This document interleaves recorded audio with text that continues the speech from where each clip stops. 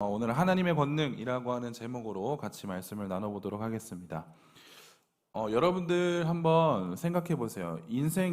여러분들의 인생에 재앙이 다가오기를 원하시는 분 혹시 있으신가요? 여러분들의 인생에 재앙이 있기를.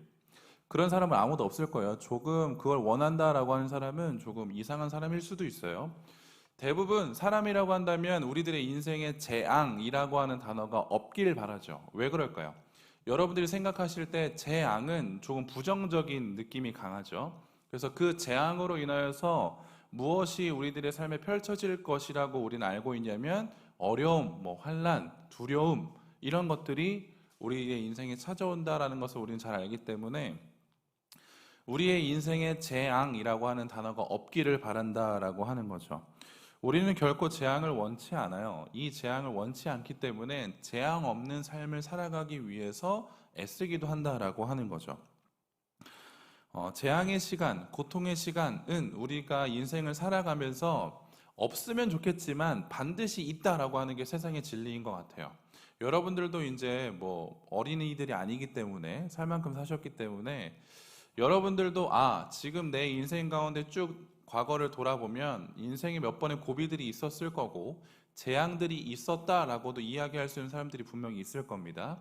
그만큼 우리들의 인생은 앞으로 더 살아가면 살아갈수록 물론 좋은 날도 있긴 하겠지만 재앙이라고 하는 이 단어가 우리들의 인생 가운데도 찾아올 수 있다라고 하는 거죠. 그렇다라고 한다면 우리는 이 재앙을 통하여서 어떻게 우리들의 인생을 바라보아야 하는가에 대해서 우리는 생각해 볼 필요가 있다라고 하는 겁니다. 왜냐하면 재앙이라고 하는 것은 반드시 우리들의 인생에 찾아오기 때문이죠.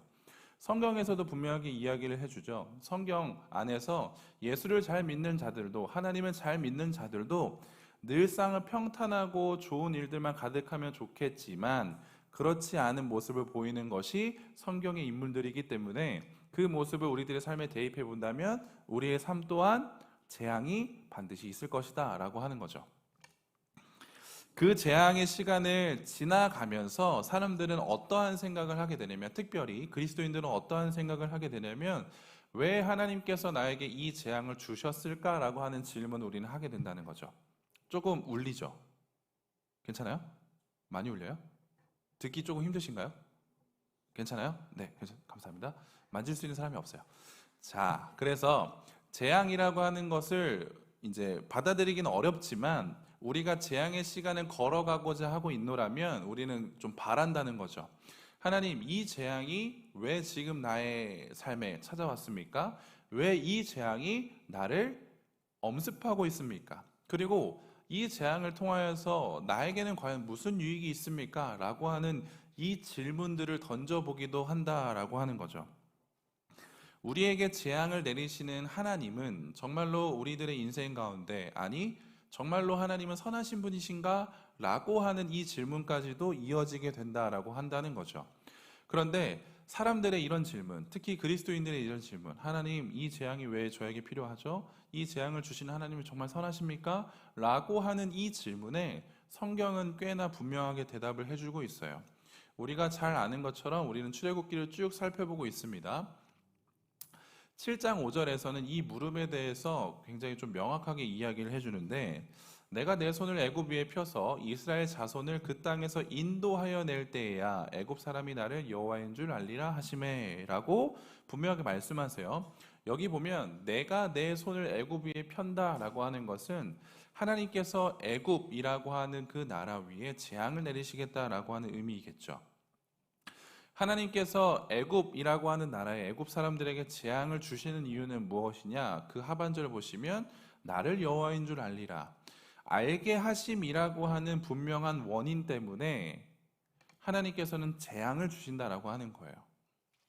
물론 이것을 어떻게 받아들여야 하는지에 대해서는 다양한 이야기를 나눌 수 있겠지만 오늘은 그 부분에 대해서는 이야기 나누지 않고, 다만 하나님은 하나님 되심이라고 하는 이 분명한 단어를, 그리고 이 명제를, 하나님의 모습을 우리들에게 보여주시기 위하여서 하나님은 이 재앙이라고 하는 도구를 사용하신다라고 하는 겁니다. 그것이 우리가 알고 있는 성경 안에서 우리들에게 하나님께서 주시는 이 재앙이라고 하는 녀석의 의미인 것이죠. 오늘 본문, 그러니 출애굽기를 통하여서 우리가 늘상 고백할 수 있어야 되는 것은 무엇이냐면, 하나님 되심을 나타나여 주는 이 출애굽기의 말씀, 그리고 재앙들을 통하여서 우리는 더욱더 분명하게 무엇을 고백할 수 있어야 하느냐, 하나님이라고 하는 존재가 어떠한 분이신가에 대해서 우리는 출애굽기를 살펴보면서 더 분명하게 고백할 수 있어야 된다라고 하는 겁니다. 오늘 본문부터 이제 쭉 살펴보게 되면 이제 10가지 재앙이 나타나게 돼요.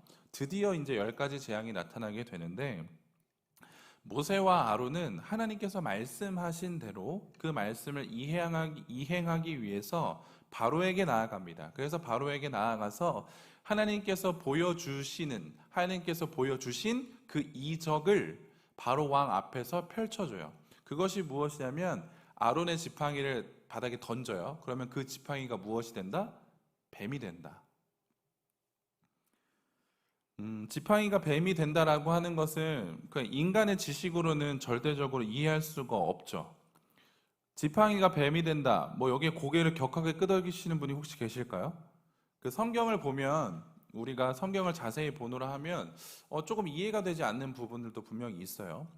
마찬가지로 이와 좀 신비로운 것 같은 이런 단어들을 보고, 현상들을 보고, 상황들을 보면 이게 성경 안에서 이게 정말 가능한 건가? 성경이라서 가능한 건가? 라고 하는 생각이 들 때도 있다라고 하는 거죠. 그런데 더 웃긴 건 뭐냐면, 모세와 아론이 하나님의 말씀에 따라서 아론의 지팡이를 던지자 뱀이 됐어요.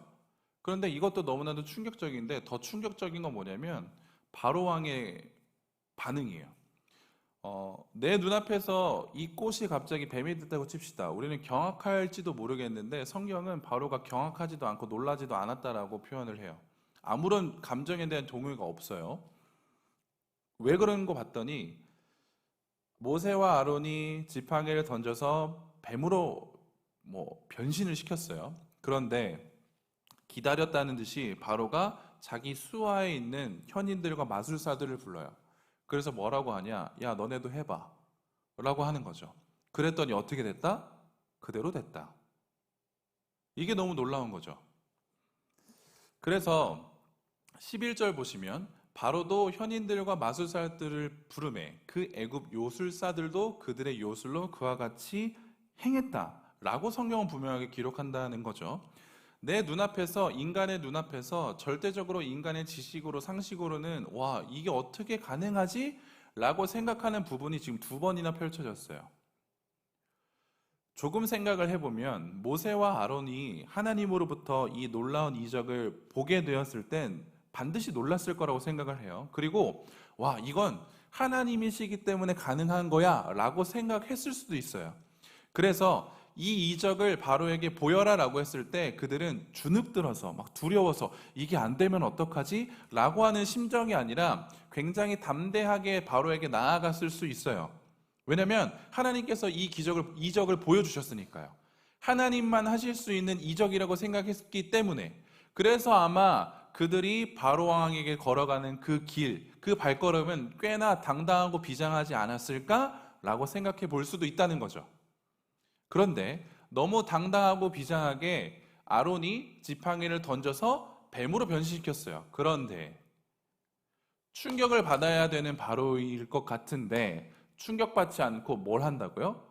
내 수하에 있는 현인들과 마술사들을 불러내요. 그리고 마치 야, 이거 우리도 할 수 있는데? 라고 말은 안 하였지만 현인들에게, 마술사들에게 야, 너희들도 이거 해봐, 할 수 있잖아 라고 기회를 준다고요.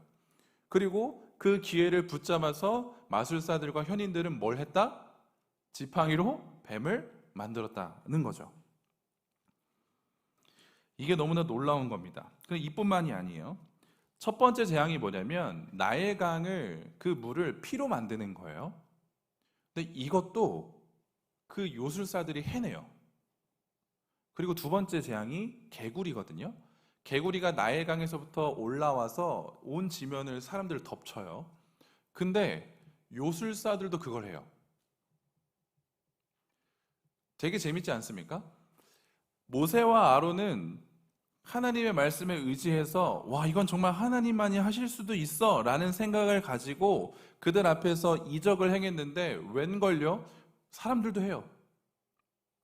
7장 22절 어떻게 기록하냐면 요술사들도 자기들의 요술대로 그와 같이 행하여. 자기들의 요술대로 그와 같이 행하여. 그리고 밑에 23절을 보면 바로는 이런 일들에 관심을 가지지 않았다고 기록을 해요. 왜 관심을 가지지 않았을까요? 추측해 보건대 우리도 할 수 있거든요. 그거 우리도 할 수 있어요. 그게 뭐 대수라고, 야, 하나님이라는 신이 그거 고작 했다고 이렇게 호들갑을 떨어? 우리도 할 수 있어. 마치 이런 것 같이 바로는 거들떠보지도 않아요. 여기서 잠깐 우리가 성경을 대하는 태도에 대해서 한번 이야기를 해볼 필요가 있을 것 같아요. 서두에서 잠깐 말씀드렸지만 우리가 이런 본문을 보노라 하면 꽤나 조금 환타지스럽고, 그리고 좀 이게 믿어도 되는 건가? 진짜 이게 일어났나? 라고 하는 조금 의심이 들 수도 있다라는 거는 어느 정도 저도 공감을 해요. 성경 안에 진짜인지 가짜인지 지금 오늘날 우리가 판단하고 어떻게 재단할 수 없는 상황들이 펼쳐지잖아요. 오늘 같이. 그러면 이거를 어디까지 믿어야 하는가? 모세와 아론, 바로는 살아 있었던 것 같긴 해.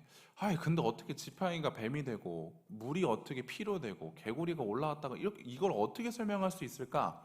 설명할 수 있을까를 막 고민한다고요. 그래서 학자들 중에 어떠한 자들은 성경을 받아들일 때 온전하게 받아들이지 않아요. 그러니까 완전하게 받아들이지 않아요. 이 말이 무슨 말이냐면 우리가 성경을 믿는다라고 할 때 우리는 이렇게 이야기할 수 있어요. 무엇이냐면 이 성경은 유기적으로 영감되었고, 그리고 축자적으로 영감되었고, 완전하게 영감되었다라고도 이야기할 수 있어요. 이게 무슨 말이냐면, 그러니까 쉽게 얘기하면 이런 거예요.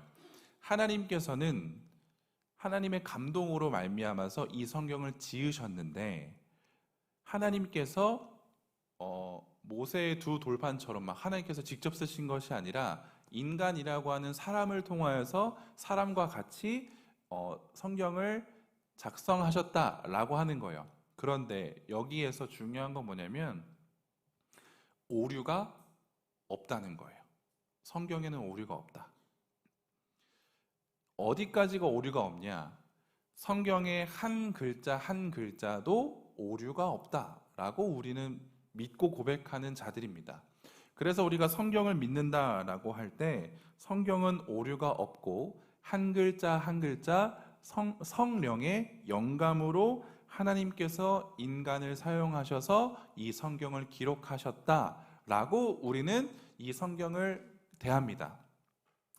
성경을 믿는다라고 하는 것은 논리와 이해의 영역을 뛰어넘는 부분이에요. 이 성경을 논리적으로 이해의 영역으로 믿는다라고 이야기하면 그것은 믿음이라고 우리는 치부할 수가 없어요. 성경을 믿는다라고 하는 것은 성령의 조명, 성령의 확증, 확신으로 인하여서 믿음과 신앙의 영역으로 우리가 성경을 대하는 것이지, 이 성경이 오류가 있다, 오류가 없다, 논리적으로, 이해적으로 우리가 이 성경을 바라보면 굉장히 의문투성이가 많게 된다라고 하는 거죠. 그래서 교수님들 사이에서도 어떠한 교수님은 이렇게 이야기를 하세요. 성경을 바라보는데 성경이 무오하다, 그리고 성경이 한 글자 한 글자 축자가 완전하게 영감되었다라고 하는 것은 과정 속에서 지나가는 그런 신앙이 아니라 결과론적으로 봤었을 때 신앙이다라고 이야기를 해요. 그래서 이 성경 지금 이 66권은 결과론적으로 우리에게 주어졌잖아요. 그렇죠? 그러면 이 결과론적으로 주어진 이 성경을 우리는 하나님을 믿는 그 믿음으로, 신앙으로 완전하다라고 믿는 거죠. 왜요? 하나님께서 말씀하여 주셨기 때문에, 하나님께서 이 성경을 통하여서 자신을 계시해 주시기 때문에 완전하신 하나님이 계시하는 말씀은 완전할 수밖에 없다라고 우리는 이해하고 성경을 믿는다라는 것이죠. 그래서 디모데후서 3장 16절 우리가 잘 아는 것처럼 모든 성경은 하나님의 감동으로 된 것이다 라고 기록을 하고 있다라고 하는 것입니다. 그래서 하나님의 감동으로 되어졌다라고 하는 것은 하나님의 활동에서 기인하게 되었다라는 것을 우리들에게 이야기를 해줘요. 그래서 완전하신 하나님께서 말씀하신 것이기 때문에 완전하신 하나님의 말씀, 이 성경은 무오하다라고 우리는 고백하고 믿는다라고 하는 것입니다. 자, 이제 다시 본문으로 돌아와서 한 학자는 오늘 이 부분을 어떻게 설명을 하냐면 이렇게 기록을 해요. 바로의 목적은 무엇이냐? 모세의 이적들을 무효화시키는 거래요. 여호와의 종이 이적을 행하면 곧 임금 바로는 그의 요술사들을 소집하여서 그들도 그와 같이 할 수 있음을 보여줬대요. 바로의 요술사들에 의하여 행하진 이적들도 하나님에 의하여 제한되기는 하였지만 그들도 기이한 일을 행하는 것만은 사실이다. 사실이다라고 하는 것에 방점을 찍고 있어요. 그러니까 지금 기이한 일들이 지금 눈앞에서 펼쳐지고 있는데 이것들은 허구, 상상, 환타지가 아니라 사실이다라고 하는 것을 분명하게 이야기하고 있다라고 하는 겁니다. 디모데후서 3장 8절은 뭐라고 기록을 하냐면 얀네와 얀브레가 모세를 대적한 것 같이 그들도 진리를 대적하니 이 사람들은 그 마음이 부패한 자요 믿음에 관하여는 버림을 받은 자들이라. 디모데후서에서 얀네와 얀브레를 언급한 것이 무엇이냐면 지금 모세가 바로 앞에 서서 이러한 이적들을 벌이고 있다는 거예요. 그런데 요술사들, 마술사들을 얀네와 얀브레라고 지금 소개하고 있어요. 이들의 목적이 무엇이냐? 진리를 대적하는 거래요. 진리를 대적하는 것. 얀네라고 하는 이 이름의 뜻은 유혹하다, 유혹하는 자라는 뜻을 담고 있고 얀브레라고 하는 것은 반란을 일으키다라는 의미를 가지고 있어요. 이들의 목적은 무엇이냐면 바로의 요술사들, 바로의 목적은 무엇이냐면 진리를 대적하는 거예요. 진리를 대적하는 거. 모세가 지금 보여주고 있는 것을 대적하여서 나도 할 수 있어. 그러니 너희들의 말은 지금 옳지 않아. 진리가 아니야. 하나님은 거짓이야. 라고 반박한다라고 하는 거죠. 진리를 대적하는 것은 곧 사탄의 목적이라고 이야기할 수 있습니다. 이것을 정리해 보자면 어떻게 이야기할 수 있냐? 요술사들은 분명히 놀라운 일을 펼쳤어요. 모세도 분명히 놀라운 일을 펼쳤어요. 그리고 그 요술사들이 놀라운 일을 펼치는 것이 가능했던 이유는 무엇이냐면 그것은 사탄의 능력이요 사탄의 활동이다라고 우리는 정의할 수 있다는 겁니다. 누구는 이것을 인정하기 싫을 수도 있어요. 누구는 이 영적인 얘기를 하는 것을 조금 인정하기 싫을 수 있어요. 근데 저도 20대 때를 돌아보면 이런 단어를 굉장히 싫어했어요. 영적인 전쟁을 한다. 영적인 전투를 치른다. 우리가 세상으로 나아가면 보이지 않는 영역에서 사탄과 이렇게 우리는 싸워야 된다. 치열하게 싸워야 된다. 전 이런 말을 좀 별로 좋아하진 않았어요. 왜냐면 이렇게 가깝지 않았거든요. 저의 삶에. 그러한 단어들이 가깝지가 않았어요. 영적인 전쟁, 그래, 물론 그렇긴 하지만, 와, 진짜 그 사탄과 정말 내가 싸우는 건가? 사탄과 하나님이 여기 싸우는 건가? 이러한 식으로 좀 뭔가 뜬구름 잡는 것 같은 느낌이라서 별로 좋아하지 않았다고요. 그래서 의도적으로도 사용하지 않았어요. 그런데 제가 조금씩 성경을 공부하고 신학을 공부하다 보니 무시할 수 없는 것 중에 하나가 무엇이냐면 이 영의 세계예요. 이단 같나요? 영의 세계는 우리가 무시할 수 없어요. 근데 무엇을 무시할 수 없냐? 하나님의 능력을 우리는 무시할 수 없죠. 그런데 마찬가지로 사단의 능력을 절대 무시할 수가 없어요. 사단도 능력이 있어요. 활동을 해요. 그래서 모든 이적, 모든 기적은 하나님으로부터 말미암아 물론 어느 정도는 그렇지만 보이는 것 중에 있어서는 나타나는 것 중에 있어서는 사단도 분명히 이적을 보일 수 있다라고 하는 것을 우리는 어느 정도 인정해야 돼요. 인정하기 싫을 수 있겠지만. 그래서 오늘 요술사들이 이 부린 이적들은 하나님에 의해서, 하나님의 능력으로 의해서 부린 것이 아니라 사단에 의해서 부린 능력이다라고 우리는 이야기할 수 있다라고 하는 겁니다. 그런데 여기서 한 가지 우리가 단어를 정리를 해보자면, 오늘 설교의 제목이 하나님의 권능이거든요. 근데 이 권능이라고 하는 단어를 사탄에게 붙이진 않아요. 사탄도 능력을 발휘해서 이런 이적을 행한다고요. 그런데 사탄의 능력 앞에는 이 권능이라는 단어를 쓰지 않아요. 출애굽기 8장 19절 보시면 요술사가 바로에게 말하되 이는 하나님의 권능이니이다. 이게 어떤 상황이냐면, 두 번째 재앙, 개구리 재앙까지는 요술사들이 다 똑같이 해냈어요. 그런데 이제 세 번째 재앙, 티끌, 먼지가 이가 된 거예요. 몸에 달라붙은 이. 그래서 모세와 바론이 이 세 번째 재앙을 부리게 되자 바로도 이 요술사들에게 야, 너네들 똑같이 해봐 라고 했는데, 이제부터 요술사들은 그걸 못해요. 못하게 되자 이들이 바로에게 무엇이라 이야기하는가? 바로시여, 이건 하나님의 권능이에요 라고 이야기를 한다고요. 요술사들이 이 일에 대해서, 모세의 일에 대해서, 아론의 일에 대해서 어떻게 이야기를 하냐? 이것은 하나님의 권능이다 라고 이야기를 한다는 거죠. 그러면 권능이라고 하는 단어를 우리가 살펴볼 건데, 과연 이 권능이 어떤 의미냐? 사전에서는 이렇게 기록을 합니다. 주로 유한한 인간의 힘과는 결코 비교할 수 없는 하나님의 탁월하고 위대하신 능력을 가리킨대요. 곧 하나님의 권능은 온 우주 만물의 창조와 경영에서뿐만 아니라 공의로 악을 심판하시고 멸하시며 긍휼과 자비로 죄인을 회개, 중생, 부활케 하여 구원하시는 데까지 미치지 않는 곳이 없는 절대적인 모습으로 나타나고 있다라고 하는 거예요. 권능은 하나님께 쓰일 수 있는 단어거든요. 근데 왜 하나님께 쓰일 수 있냐라고 했었을 때 분명하게 이야기하는 건 무엇이냐면, 하나님은 누구시다? 창조주이시기 때문이다. 그리고 피조물은 누구이다?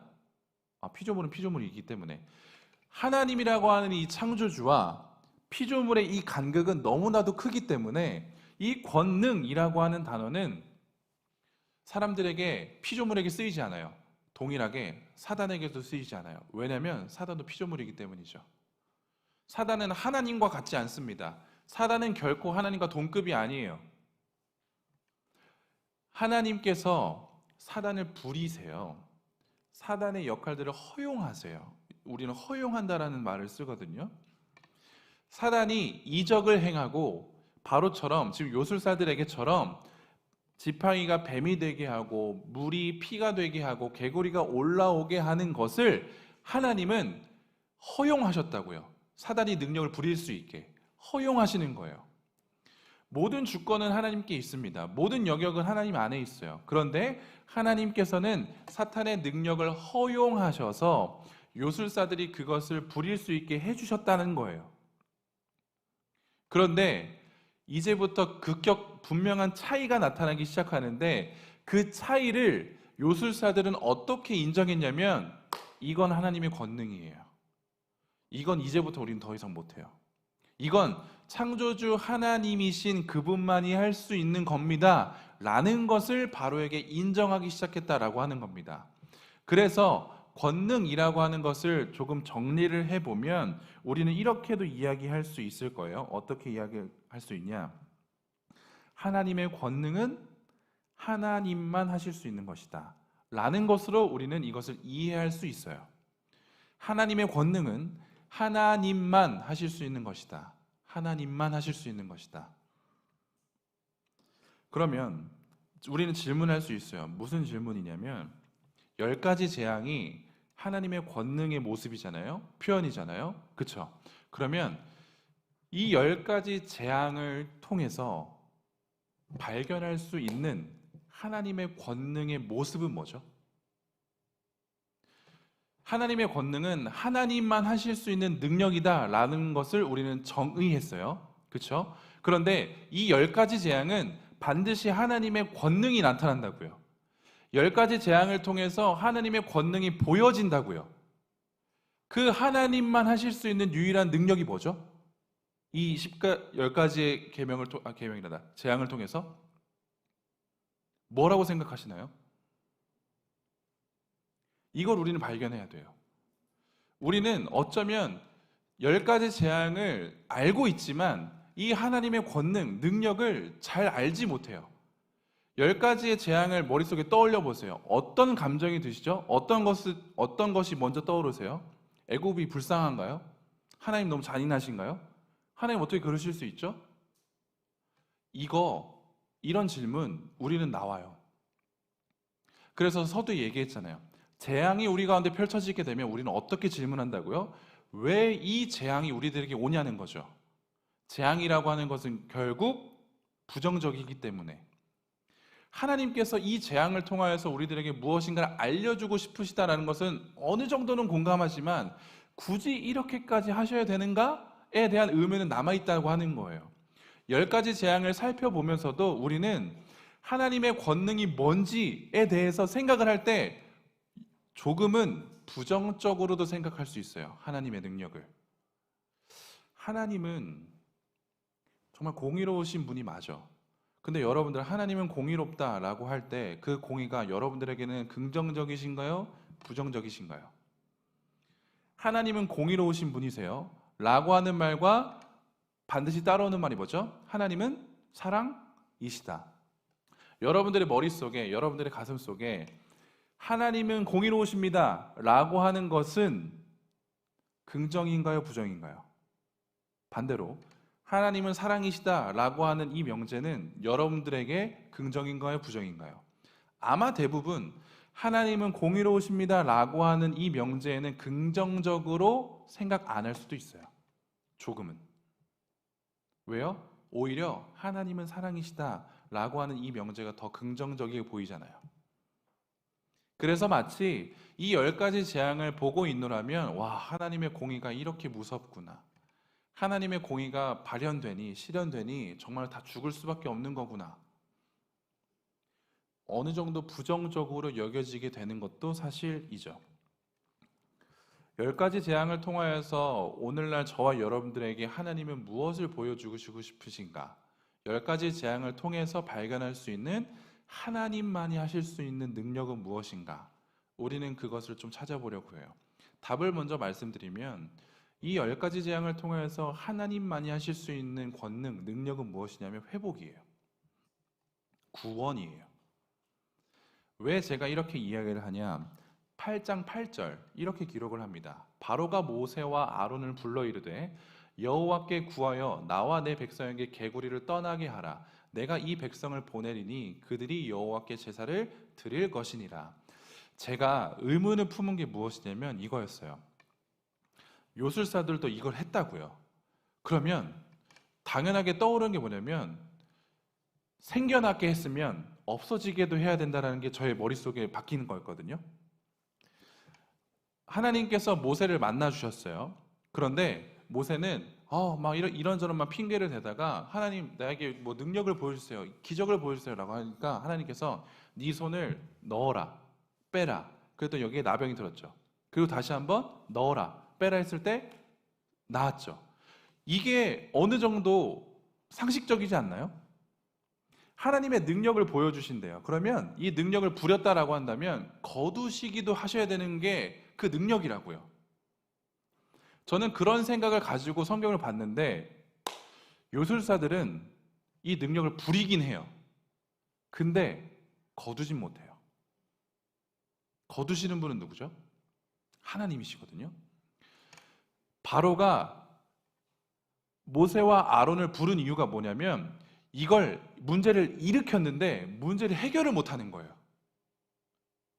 개구리가 올라오긴 했어요. 야, 봐, 우리도 할 수 있어 라고 이야기하는데 결국 무엇이냐?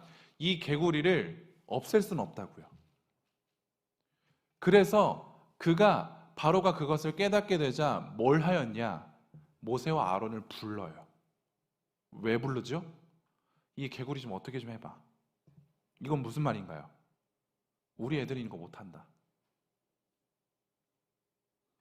10가지 재앙을 통하여서 하나님은 하나님의 능력, 하나님만 하실 수 있는 능력을 우리들에게 보여주시거든요. 근데 그게 회복이에요.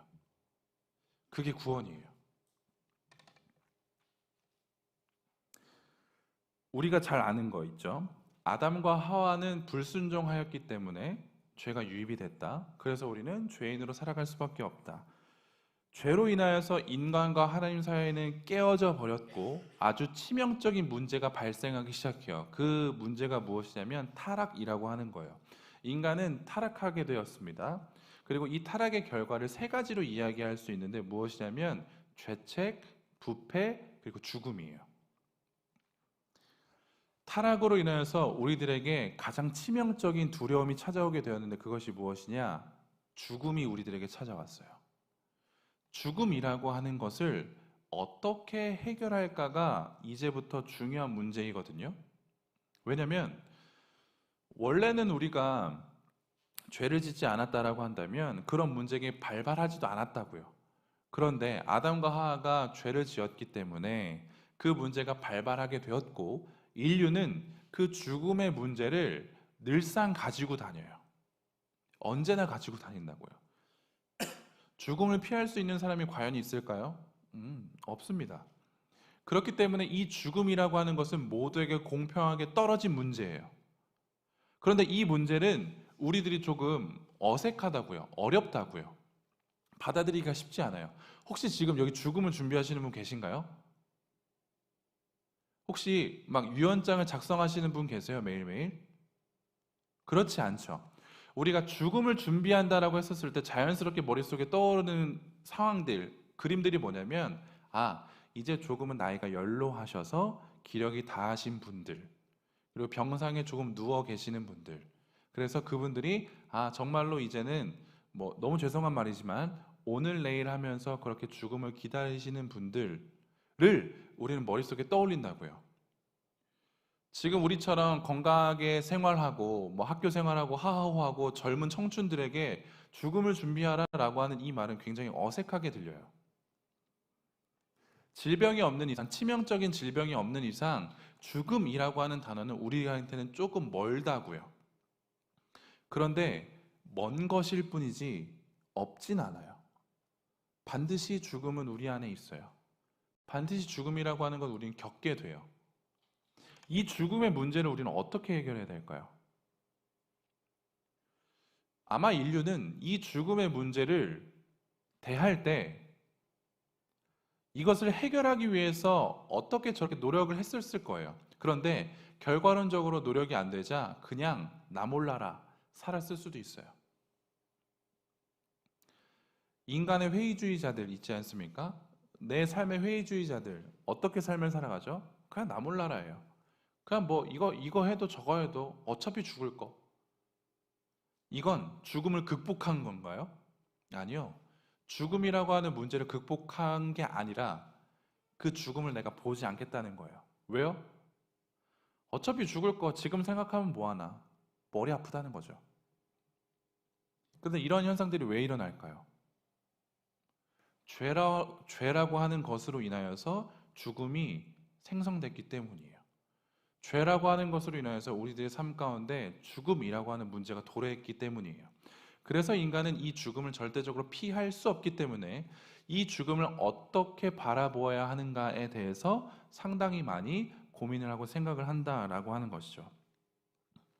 사람들은 죄를 논할 때 행위론적으로 이야기하기도 해요.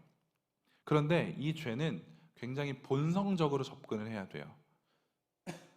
어떠한 행위를 했기 때문에 내가 죄인이다라고 이야기하는 것이 아니라 그냥 내 본성이 죄인이기 때문에 죄로 가득하기 때문에 우린 죄인인 거예요. 우리에게는 인간에게는 아무런 선함도 없기 때문에 뭘 해도 악해요. 이게 우리들의 모습이에요. 이게 우리들의 처한 상태예요. 죽음의 결과의 상태예요. 죄의 결과의 상태예요. 뭘 해도 우린 악해요. 뭘 해도 우린 결코 선하지 않아요. 뭘 해도 우리는 비참함만 느끼게 될 거예요. 이게 죄가 가져다주는 너무나도 치명적인 문제다라고 하는 거예요. 문제를 일으킬 수는 있어요. 우리는 죽음을 향해 가는 자들이기 때문에 우리가 하는 행동은 죽음이라고 하는 문제를 계속적으로 발생시키고 일으킬 수는 있어요. 그런데 절대적으로 이 문제를 해결할 수는 없어요. 이게 오늘 본문이 우리들에게 가르쳐주는 하나님의 능력됨이에요. 바로는 문제를 일으켰어요. 사탄은 문제를 일으켰죠. 그런데 이 문제를 누가 수습하시냐 하는 거예요. 인간에게 도래한 이 죽음이라고 하는 문제를 누가 수습하시죠? 이 재앙들을 누가 수습하시죠? 하나님이 수습하세요. 하나님이 회복을 시키세요. 하나님의 구원의 문을 여세요. 이걸 하나님의 권능이라고 표현합니다. 이것이 하나님의 능력됨이에요. 그러니 하나님의 능력과 사탄의 능력 따위를 비교할 수가 없는 거죠. 하나님의 능력은 살리는 것에 있기 때문에 감히 살리는 것은 다른 누구도 할 수 없고 오직 하나님만 가능한 것이기 때문에 우리는 그것을 권능이다라고 부릅니다.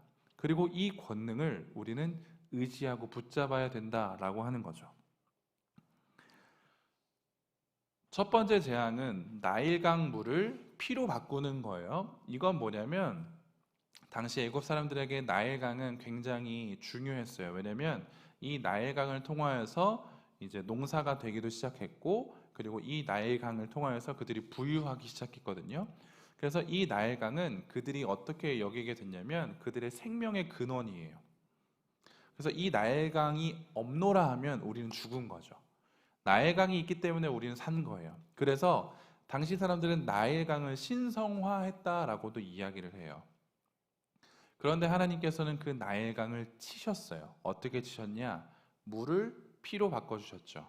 무엇을 의미하냐? 생명을 죽음으로 바꾼 거예요. 생명을 죽음으로. 하나님은 아마 이런 문제를 내셨던 것 같아요. 이거 너네들 회복시킬 수 있겠어? 죽음으로 만들 수는 있을 거야. 그런데 너희들 이걸 회복시킬 수 있겠어? 이 질문에 사람들은 어떻게 대답했는 줄 아세요? 네, 전 이걸 회복시킬 수 있어요가 아니라 회복을 못 시킨다는 것을 인정하게 되자 뭘 했냐? 땅을 파기 시작했어요. 왜요? 물을 얻으려고요. 이게 인간이 가지고 있는 유한함, 인간이 가지고 있는 지혜의 한계, 지식의 한계를 보여주죠. 물을 피로 바꿀 수 있다면 다시 그 피를 물로도 바꿀 수 있어야 되는 게 능력이에요. 그런데 인간에겐 그 능력이 없다고요. 사탄에겐 그 능력이 없다고요. 그래서 그 능력을 발휘할 수 없으니 뭘 하냐? 땅을 파요. 그래서 새로운 물을 얻으려고 하죠. 유한한 우리들은 하나님과 붙어 있지 않으면 우리의 능력과 우리의 경험과 우리의 경험치들을 사용해서 무엇인가를 하려고 해요. 그런데 그건 성경적으로 바라보면 굉장히 바보스러운 거예요. 하나님을 떠나서 내가 무엇을 열심히 한다? 그건 정말 멍청한 짓이에요. 왜요? 하나님 옆에 있으면 하나님이 해주시거든요. 그런데 하나님을 떠나 있노라 하니까 내가 해야 되는 거죠. 내가 생명의 근원을 찾아야 되는 거죠. 그런데 하나님 옆에 붙어 있으면 그 생명의 근원이신 하나님께서 나에게 생수를 공급해 주시죠. 그것이 우리 예수님께서 말씀하신 건 아닌가요? 그런데 우리는 그것을 인지하지 못한다고요. 호세아서 6장 1절은 이렇게 기록을 합니다. 우리가 잘 아는 건데, 오라 우리가 여호와께로 돌아가자. 여호와께서 우리를 찢으셨으나 도로 낫게 하실 것이요 우리를 치셨으나 싸매어 주실 것입니다. 뭐냐면 한 번 더 띄워주세요. 하나님께서는 찢으신대요. 그러니까 아프게 하신대요. 근데 하나님께서는 도로 낫게 해주신대요. 하나님은 우리를 치실 거래요. 그런데 싸매어 주실 거래요. 여기서 분명하게 이야기하는 것은 무엇이냐면 너희들을 쳐서 너희들을 아프게 할 거야. 그게 끝! 이게 아니라고요. 우리 하나님의 능력, 우리 하나님의 권능은 그걸 회복시키는 분이세요. 우리가 가지고 있는 문제들, 우리가 가지고 있는 이 죽음의 문턱들의 이 문제를 해결하기 위해서는 결코 우리는 우리 스스로 문제의 답을 찾으려고 하는 것이 아니라 문제의 답을, 문제를 해결해 주시는 그 유일한 하나님께만 나아가야지 우리는 회복될 수 있다라고 하는 것을 우리는 오늘 본문을 통해서 반드시 기억해야 합니다.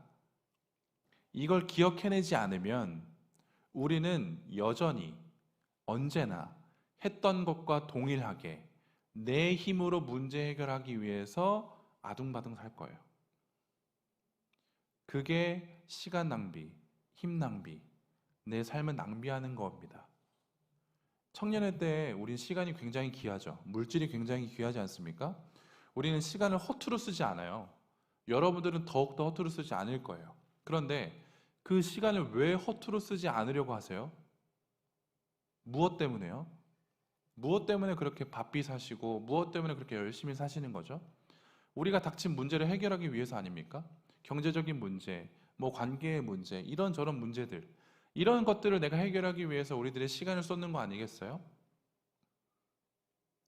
그런데 가장 근원적인 문제를 어떻게 해결하세요? 죄로 인하여서 죽을 수밖에 없는 우리들의 인생의 문제를 어떻게 해결하시냐고요. 그런데 우리는 여기에 집중하지 않고 주목하지 않아요. 왜요? 죽음은 너무 머니까요? 그럼 죽음이 가까우면 우리는 그렇게 고백할 수 있을까요? 죽음이 가까우게 오면 우리는 그때부터 준비하면 되는 걸까요? 죽음이라고 하는 것은 언제 어떻게 올지 아무도 모르죠. 우리는 죄로 인하여서 받게 된 죽음이라는 결과를 준비해야 돼요. 해결할 수 있도록 준비해야 돼요. 그런데 그 해결책은 성경에서 제시하는 것대로 해야 됩니다. 그것이 단 하나예요. 그것이 무엇일까요? 우리들에게 펼쳐진 이 죽음의 문제를 해결할 수 있는 유일한 방법은 무엇이죠? 믿음밖에 없어요. 무엇에 대한 믿음이죠? 예수 그리스도의 십자가의 죽으심과 부활에 대한 믿음.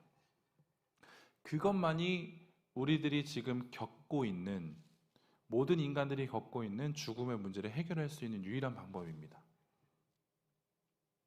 하나님의 권능은 거기 있어요.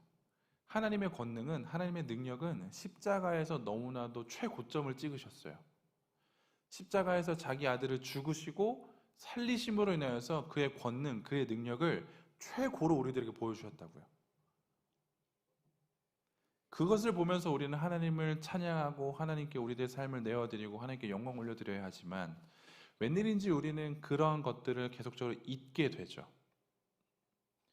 예수 그리스도를 믿는다라고 하는 것은, 예수를 따르면서 살아간다라고 하는 것은 반드시 내 안에 하나님의 권능, 하나님의 능력이 날마다 있다라고 고백하는 삶을 살아야 된다라고 하는 겁니다.